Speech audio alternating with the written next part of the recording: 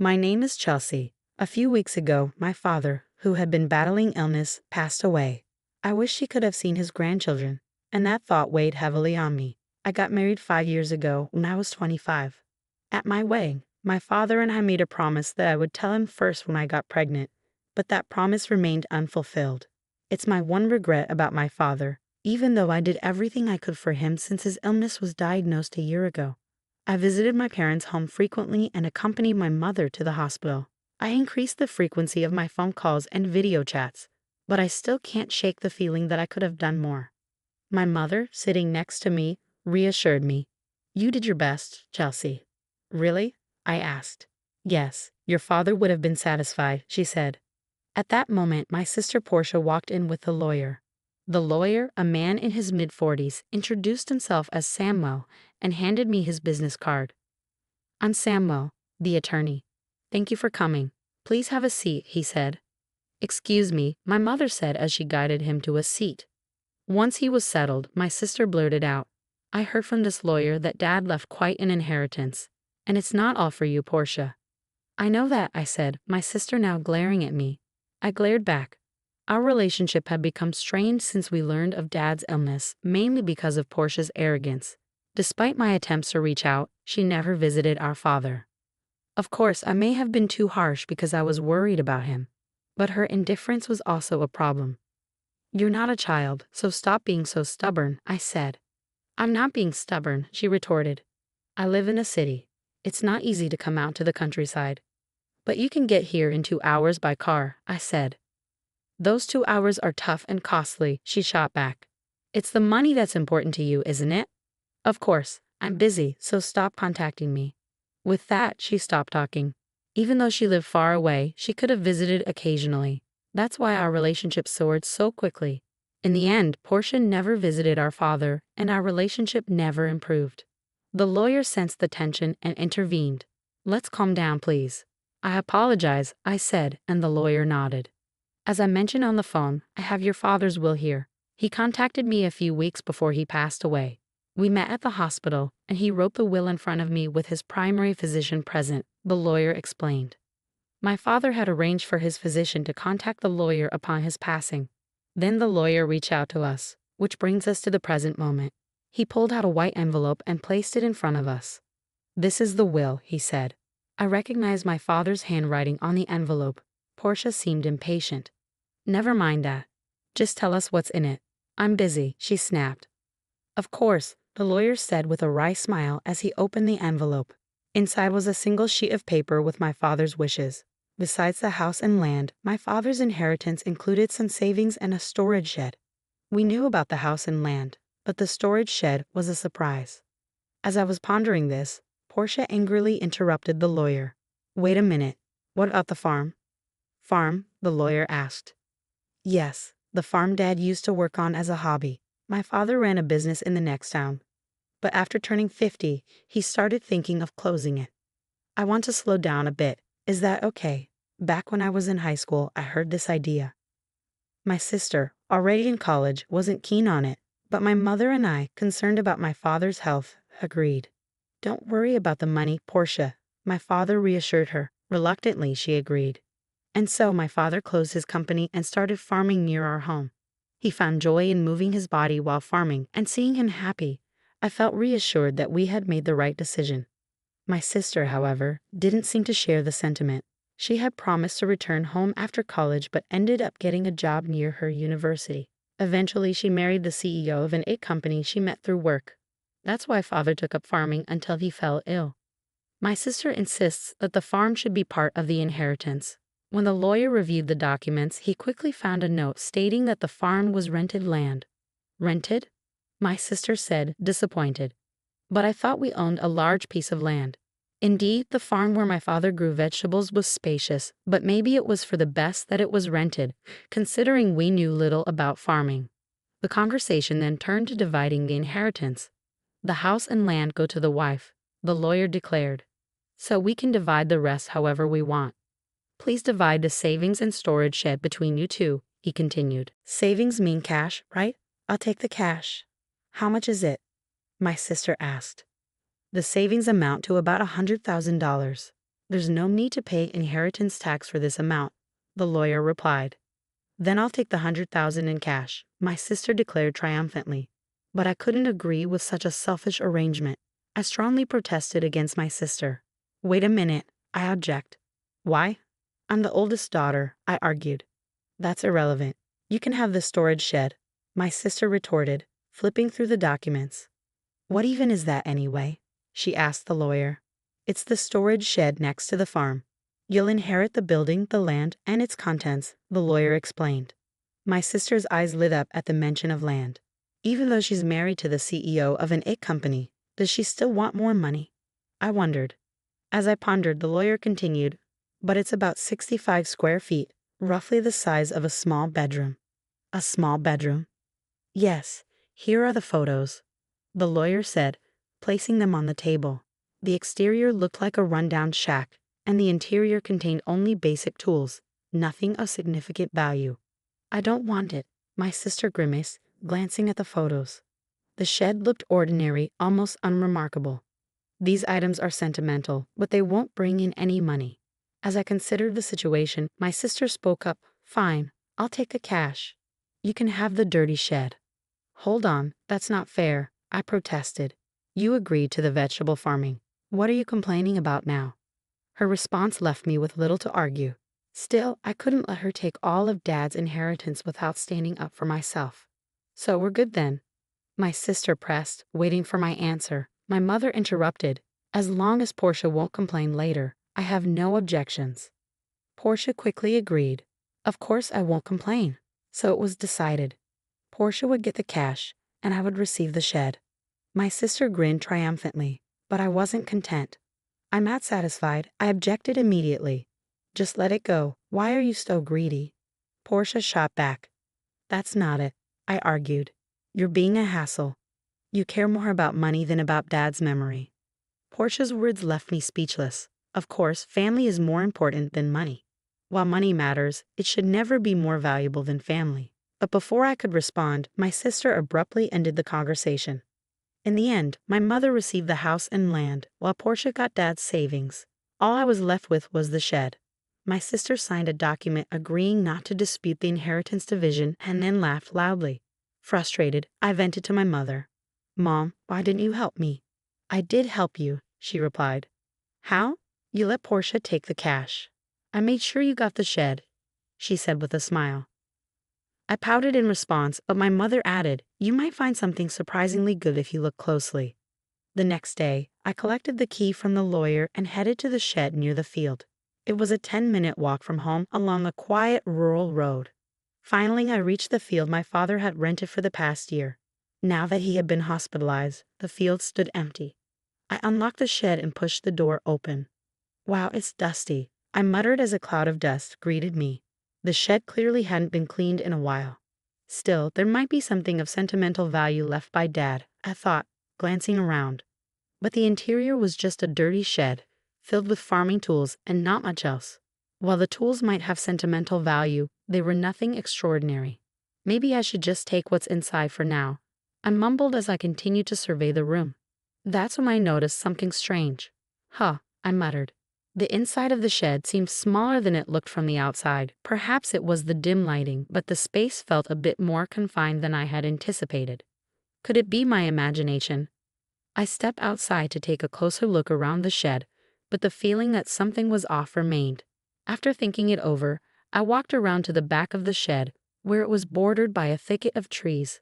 To my astonishment, there was another door at the back. "Wait, another entrance?" I gasped. From inside the shed, there had only been a solid wall, indicating the only entrance was the door I used earlier. Yet, from the back, there was another door. I was puzzled. How could there be a door at the back that wasn't visible from inside? This suggested there was a separate space accessible only from the outside. Excitement surged through me as I realized this could be one of Dad's surprises. He loved surprises and often surprised me on my birthdays. The memories brought tears to my eyes. Determined to uncover Dad's hidden surprise, I hurried back into the shed and began searching for the key to the back door. If Dad had left something special, he would have likely hidden the key somewhere in the shed. I let my instincts guide me as I began the search. I rummaged through the shed and eventually found 2 keys hidden in the handle of a shovel. Curious, I went around to the back and tried one of the keys in the door. With a click, the door opened. What could be in here? I wondered. Inside the small space, only about 3 feet wide, stood a large safe. Is this from Dad's company? I thought as I recognized the safe. It was the same one I had seen in the corner of his office when I was a child. Feeling nostalgic, I hugged the safe. This discovery brought back memories of my father and made the inheritance worthwhile. However, knowing Dad, I was sure this wasn't the final surprise. There must be more surprises, I muttered as I inserted the second key into the safe. The door creaked open with a rusty sound. What I saw inside left me speechless. The safe contained an unexpected inheritance. I quickly locked the safe again and rushed to find my mother to share the news. After explaining the situation to her, I called my husband for help moving the safe from my parents' house. It then dawned on me that the contents of the safe were likely part of my inheritance and might require me to pay inheritance tax. I decided to seek professional advice to handle the situation properly. I consulted the lawyer, who recommended I speak with a certified public accountant. With a referral from a friend, I found an accountant and left the complicated matters in their hands. A year passed, and just when I thought things had finally settled down, my sister showed up near my home. "What brings you here all of a sudden?" I asked my sister, puzzled by her unexpected visit. "Well, I had some business at our parents' house, so I stopped by," she replied vaguely, her behavior striking me as odd. It seemed unlikely that she would casually visit, especially given the tension surrounding our father's inheritance.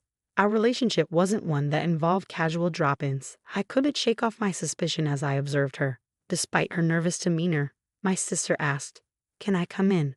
I hesitated for a moment before reluctantly agreeing. Once inside, after serving some coffee, she began to fidget before finally speaking up. "Do you happen to have won the lottery or something?" she blurted out. Confused, I shook my head. "No, I didn't, and it's not bonus season for my husband either." Perplexed by her line of questioning, I asked, "What on earth are you talking about?" This seemed to trigger her, and suddenly she grew defensive. "What are you making fun of me for?" she snapped. "No, I'm not making fun of you.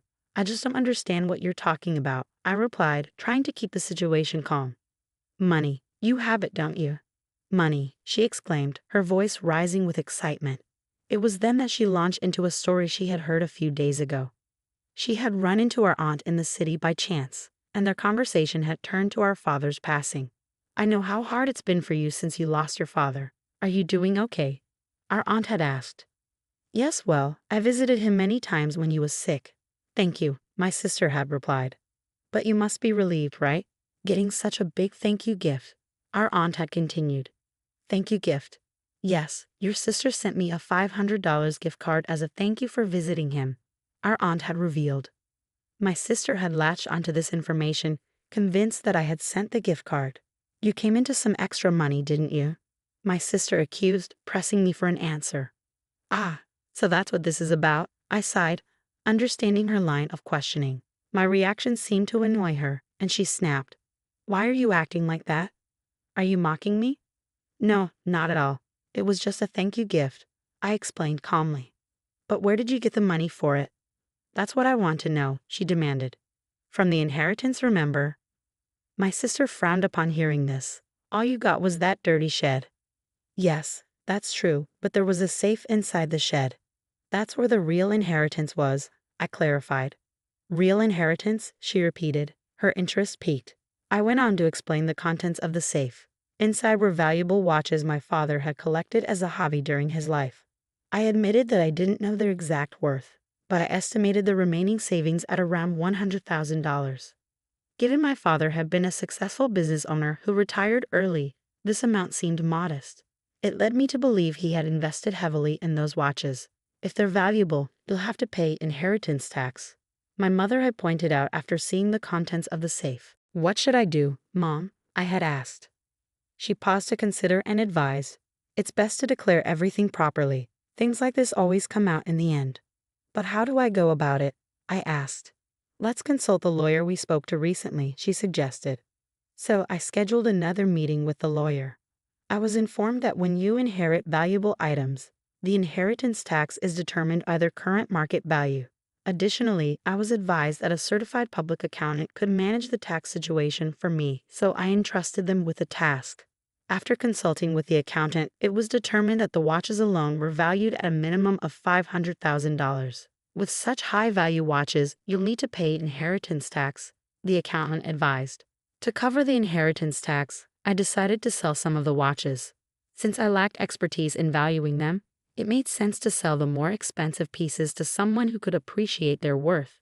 The proceeds from the sale were used to pay the inheritance tax, and I sent thank you gifts to the relatives who had supported us. Those thank you gifts were the gift cards my sister was referring to. Meanwhile, I kept sentimental items like a pocket watch my father often wore. As I shared the story with my sister, I showed her the pocket watch. This one isn't expensive, but it holds the most memories for me, I explained. Despite this, my sister's reaction was less than enthusiastic. You don't have any watches left? She asked. No, I still have some in the safe, I reassured her. It's at Mom's place. The safe is too large for my house and was the one Dad used at his company. My sister murmured, looking away and deep in thought. Her expression made me uneasy, but she soon stood up and announced, I'm leaving now that I know where the money came from. She left without further incident. Given my sister's focus on money, I expected she might demand a share of the proceeds from the watch sales. So I was relieved she left without any fuss. In my relief, I overlooked the earlier unease I felt about her demeanor. However, my relief was short-lived. Late that night, my mother called me urgently. Chelsea, it's urgent. Please come over right away. What happened, Mom? I asked, alarmed by her frantic tone. It's just really bad, she replied, her voice shaky. My husband and I rushed to my mother's house. As we approached, we noticed something alarming. The area around my parents' house was lit up in red. What's going on? I exclaimed. As we got closer, the reason became clear. Several police cars were parked outside my parents' house. I pushed through the crowd and called out to my mother. What happened, Mom? My mother told me the story. Around 9 p.m., feeling exhausted, she had already gone to bed. Shortly after, she heard unusual noises, like someone searching for something, coming from the house. Her first thought was that it was a burglar. Feeling alone and vulnerable, she decided to escape through the window. As she looked back, she saw the beam of a flashlight moving inside the house, confirming her suspicion. She ran to the neighbor's house and cried out for help, saying, There's a burglar. The neighbor immediately came outside and saw the flashlight inside my mother's house. They called the police, assuming it was a break-in. However, it turned out not to be a burglar at all. It was my sister, who had sneaked into the house to search through the safe after hearing my story. Neither my mother nor the neighbor could have known that the intruder was my sister. When the police arrived, my sister was caught off guard and attempted to flee the scene. In her panic, she tried to make a quick escape but bumped into the open door of the safe, causing the already unstable safe to topple over and trap her. So, Portia got trapped under the safe? I asked, still trying to process the events. Yes, that's what happened, my mother confirmed. She was taken to the hospital by ambulance, but she keeps saying her leg hurts. I was truly dumbfounded. What on earth was my sister thinking? After the incident, my mother and I apologized to the police officers who responded to the call, feeling bad for summoning them so late.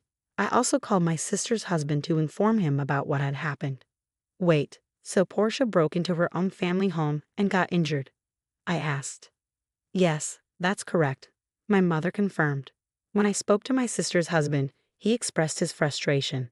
He mentioned that Portia had accumulated a significant amount of debt, primarily from overspending on luxury goods. He had recently discovered this and had gotten into a heated argument with her. In the end, my sister left their house, saying she would borrow money from Mom and pay it back. It turns out my sister had already used the $100,000 she inherited to pay off her debts. Still short of funds, she decided to come to me in search of more money. Learning about the contents of the safe drove her actions, ultimately leading to this mess. No wonder her husband was furious. In the end, my sister, who had fractured her leg, was hospitalized. Her husband went to the hospital with divorce papers, which left my sister in shock. I'm not getting a divorce. Absolutely not, she protested. But it was too late. Faced with the divorce papers, my sister had no choice but to sign them. Now she's lying in her hospital bed stunned. There's a part-time job magazine next to her, suggesting she's planning to work part-time to pay off her debts. For me, this news came as a relief. In the aftermath of all the commotion, I decided to move back to my parents' home to support my mother and help take care of the house. There was another reason behind the decision too. I had recently discovered that I was pregnant. My husband and I agreed that moving back home would be best, as my mother could help us with childcare. I wish I could have shared the news of my pregnancy with my father while he was still alive, but I'm certain he would have been happy for us. I'm looking forward to giving birth to a healthy baby and starting a new chapter in my life.